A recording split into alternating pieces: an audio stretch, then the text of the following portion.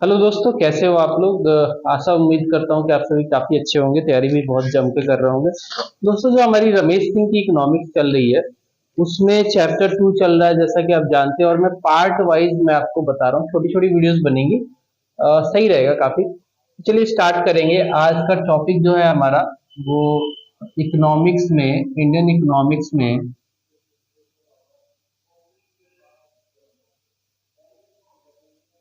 जो कि रमेश सिंह के रेफरेंस बुक से मैं पढ़ा रहा हूँ। आज का हमारा जो टॉपिक रहेगा वो रहेगा ह्यूमन डेवलपमेंट। Human development. देखिए, वर्ल्ड में दोस्तों, वर्ल्ड में जैसे जैसे लोगों को इकोनॉमिक्स को समझ में आया ग्रोथ और डेवलपमेंट क्या होता है, उसके बाद इनकी जो क्वेस्ट थी कि भाई ह्यूमन डेवलपमेंट को कैसे मेजर किया जाए, वो जग के सामने आती है। ह्यूमन डेवलपमेंट को कैसे मेजर किया जाए वो इनके दिमाग में ख्यालात में आता है। और ये करना इतना आसान नहीं था, ह्यूमन डेवलपमेंट को मेजर करना इतना आसान नहीं था।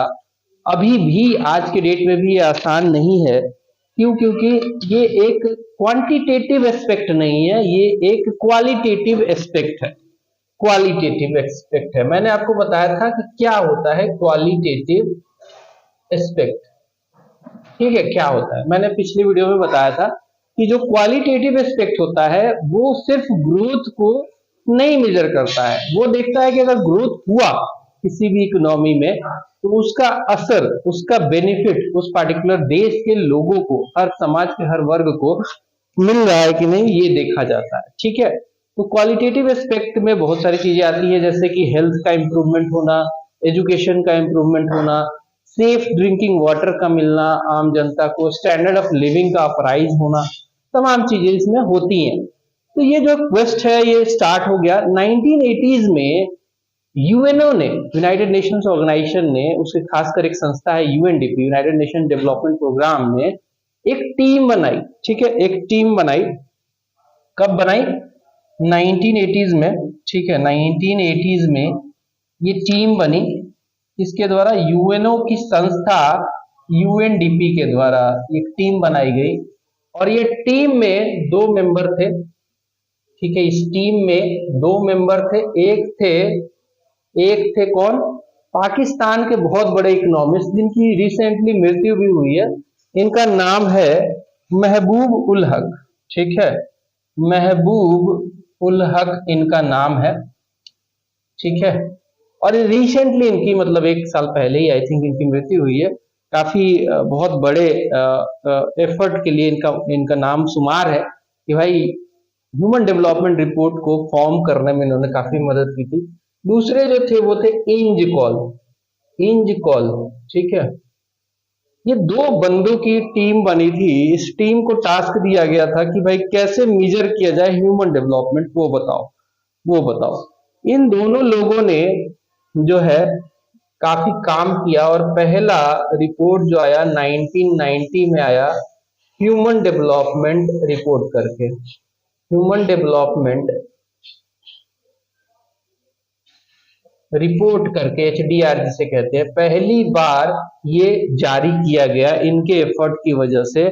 और ये जो ह्यूमन डेवलपमेंट रिपोर्ट है, इसके बाद 1990 के बाद एनुअली, हर साल एनुअली जो है ये जारी होता रहा है। एक्सेप्ट 2021 में नहीं हुआ था क्योंकि कोरोना का पीरियड था, कोविड-19 का, तो उस समय नहीं हो पाया था। लेकिन उसको भी मर्ज कर दिया गया था 2022 वाले रिपोर्ट में। तो लगातार चलता आया है। पहला ये था। ठीक है, 1990 में फर्स्ट जो है एचडीआर आया। एंड जो ये रिपोर्ट आता है, एचडीआर जो आता है, एचडीआर जो दोस्तों आता है, ये तीन जो है, इस बेसिकली तीन इंडिकेटर के ऊपर बेस्ड होता है। मैं मिटा कर फिर से आपको बताता हूं। ठीक है, तो जो एचडीआर होता है वो तीन इंडिकेटर पे बेस्ड होता है और एक इंडेक्स के द्वारा इसको मेजर किया जाता है। वो देख लेते हैं एक बार। ठीक है, चलिए, तो एचडीआर की बात कर रहे थे हम लोग, ह्यूमन डेवलपमेंट रिपोर्ट की। ये तीन जो है, तीन इंडिकेटर पे बेस्ड होता है। ठीक है, तीन इंडिकेटर पे बेस्ड होता है। नंबर वन, पहला जो इंडिकेटर होता है दोस्तों वो होता है standard of living. Standard of living.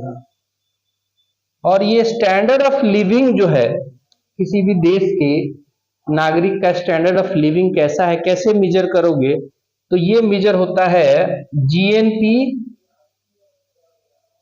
And purchasing power parity. PPP stands for purchasing power parity. ठीक है, जीएनपी यानी कि टोटल अर्निंग हो गई उस देश की, जो जीएनपी ग्रॉस नेशनल प्रोडक्ट हो गया, एंड पीपीपी आपका हो गया परचेजिंग पावर पैरिटी। अब ये आप कहोगे कि जीएनपी क्या होता है, तो मैंने पढ़ा रखा है पिछले वीडियो में, देख लेना।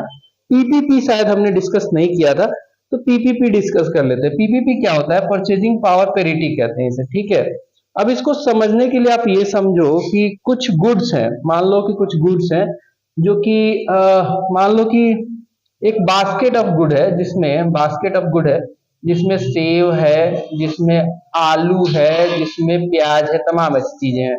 ब्रॉडर है, मैं एग्जांपल के तौर पे बता रहा हूं। और पीपीपी परचेजिंग पावर जो पैरिटी है, परचेजिंग पावर पैरिटी, ये बास्केट ऑफ गुड हमेशा, मतलब परचेजिंग पावर पैरिटी हमेशा दो देशों या दो से ज्यादा देशों के कंपैरिजन में काम आता है। जैसे कि मान लो यहाँ पे हम लोग एग्जांपल के तौर पे यूनाइटेड स्टेट्स और इंडिया की हम लोग कर रहे हैं कंपैरिजन, मान लो यहाँ पे। तो यूनाइटेड स्टेट में भी ये प्रोडक्ट बास्केट ऑफ प्रोडक्ट है, जिसमें एक आलू है, एक प्याज है, एक लेट्स से कि सेब है, और यहाँ पे भी सेम बास्केट है, सेम ही चीज का बास्केट है। लेकिन भारत में जो पैसा खर्च करना पड़ेगा वो कितना खर्च करना पड़ेगा, यूएस में जो खर्च करना पड़ेगा कितना खर्च करना पड़ेगा, ये देखना पड़ेगा। तो यूएस में क्या चलता है, डॉलर चलता है। ठीक है, यूएस में क्या चलता है, डॉलर। और भारत में क्या चलता है, रुपया। भारत में रुपया चलता है। आई होप यहां तक दिख रहा होगा आपको। ठीक है, तो यूएस में चलता है डॉलर, भारत में चलता है रुपया। अभी करंट सिनारियो की बात करें तो भारत ये एक डॉलर जो है ये लगभग 83 रुपीज के आसपास चल रहा है। ठीक है, तो जहां पे एक बास्केट को खरीदने के लिए, इस बास्केट को खरीदने के लिए मान लीजिए कि $1 देना पड़ रहा है, वहीं पे भारत में इस बास्केट को खरीदने के लिए 83 रुपये देना पड़ रहा है। तो परचेजिंग पावर पैरिटी में यूएस भारत को पछाड़ रहा है। ठीक है, इसकी परचेजिंग पावर पैरिटी जो है इंडिया से ज्यादा है। ठीक है, इंडिया से ज्यादा है, इंडिया को ज्यादा पैसे देने पड़ रहे हैं, ज्यादा करेंसी देना पड़ रहा है। ठीक है, एक्सचेंज रेट जो है काफी ऊपर चला जा रहा है। $1 आइडियल कब होता, जब $1 के बराबर होता, लेकिन हमारे यहाँ क्या है, $1 के बराबर ये नहीं है। ठीक है, ये 83 रुपये के बराबर चल रहा है। तो परचेजिंग पावर पैरिटी ऐसे निकाली जाती है। ठीक है, तो स्टैंडर्ड ऑफ लिविंग जो है, मान लो कि यूएस वाले जो है $1 दे के उतना सामान खरीद सकते हैं, हम 83 रुपये दे के खरीदेंगे, तो हमारा स्टैंडर्ड ऑफ लिविंग कैसा होगा, इतना अच्छा नहीं होगा। ठीक है, इतना अच्छा नहीं होगा। तो स्टैंडर्ड ऑफ लिविंग ऐसे निकाला जाता है। खैर, अगला जो इंडिकेटर है दोस्तों, नेक्स्ट जो इंडिकेटर है, स्टैंडर्ड ऑफ लिविंग समझ में आई होगी। नेक्स्ट जो इंडिकेटर आएगा दोस्तों वो है लॉन्जेविटी। लॉन्जेविटी कहते हैं इसको। ठीक है, नेक्स्ट जो इंडिकेटर है लॉन्जेविटी है। लॉन्जेविटी क्या होता है, लाइफ एक्सपेक्टेंसी एट बर्थ, मतलब कि किसी देश में एक बंदा पैदा होने के बाद एवरेज वहां के देश के लोग कितने साल जीते हैं। लाइफ एक्सपेक्टेंसी एट बर्थ, मतलब ये आपके हेल्थ के आउटकम को दिखाता है। ठीक है, लॉन्जेविटी क्या होता है, भारत में लॉन्जेविटी जब हम लोग आजाद हुए थे तो मात्र 32.5 साल की हुआ करती थी। 32.5 साल ऑन एन एवरेज आजादी के समय हम लोग जीते थे।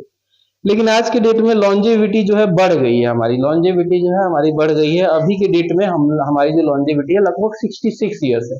वुमेन के लिए थोड़ा ज्यादा है, मेन के लिए थोड़ा कम।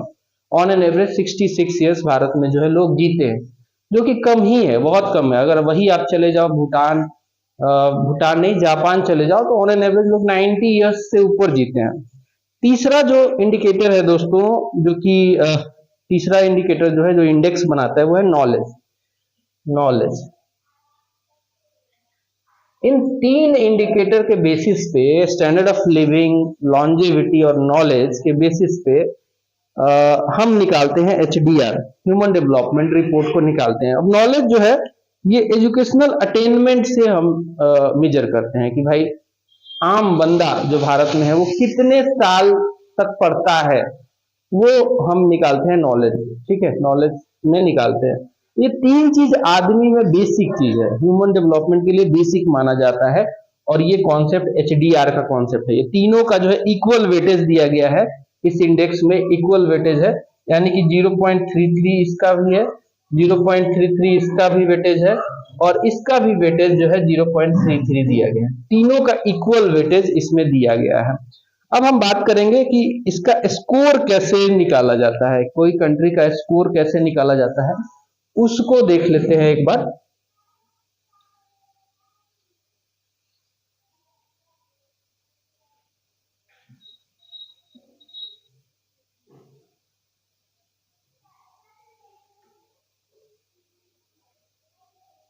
तो स्कोर जो है दोस्तों, मैक्सिमम स्कोर रखा गया है 1 रखा गया है। ठीक है, यानी कि स्कोर जो है, स्कोर जो मेजरमेंट का आता है वो रखा गया है 0.000 से लेकर ये रखा गया है 1.000 तक, इतने के बीच में जो है स्कोर रखा गया है। कोई कंट्री जितने ही 1 के करीब है या 1 ही है तो उतना ही वो अच्छा परफॉर्म कर रही है, कोई जितनी नीचे स्कोर कर रही है उतना ही खराब परफॉर्म कर रही है। तो इसमें भी कैटेगराइज किया गया है हाई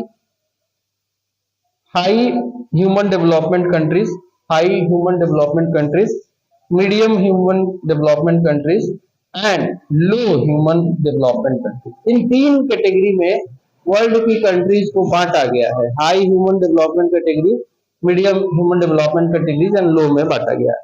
तो हाई में जो कंट्रियां होती है उनका स्कोर होता है 0.800 से लेकर 1 के बीच तक होता है। ठीक है, इतना स्कोर अगर है, इस रेंज में है, तो वो हाई डेवलपिंग जो है ह्यूमन डेवलपमेंट वाली कंट्रियां है।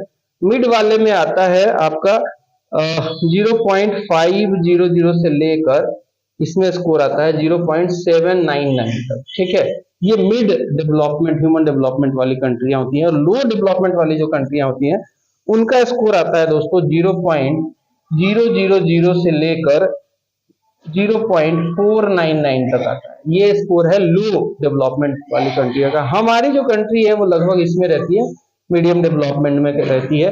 अब वही बात करें तो इस तीन तरीके से स्कोरिंग दिया जाता है और रैंकिंग आती है, ह्यूमन डेवलपमेंट रिपोर्ट की रैंकिंग आती है जिसमें भारत का नंबर काफी पीछे रहता है।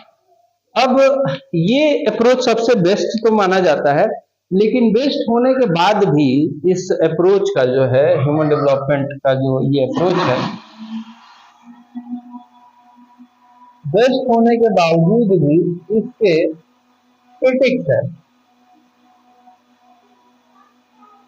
वो क्रिटिक्स एक बार देख लेते हैं। थोड़ा नॉइजी हो रहा होगा, जस्ट अ मिनट।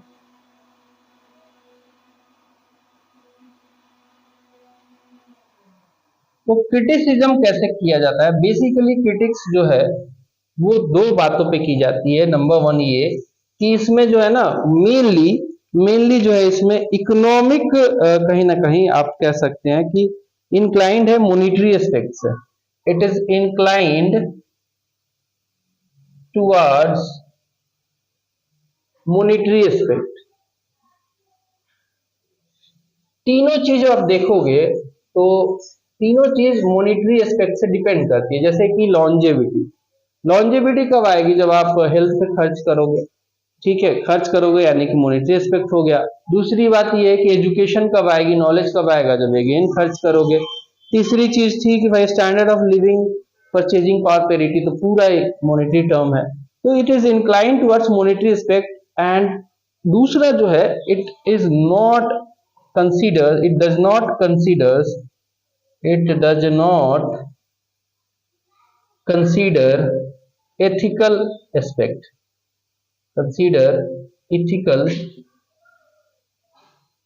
aspect कि भाई आप एथिकल एस्पेक्ट को कंसीडर ही नहीं करते कि ह्यूमन बीइंग का एथिकल, नैतिक भी कुछ, नैतिकता भी कोई चीज होती है सोसाइटी में, वो कैसे जिएगा, कैसे बिहेव कर रहा है, बिहेवियरल साइंस को आप नहीं कंसीडर करते हो।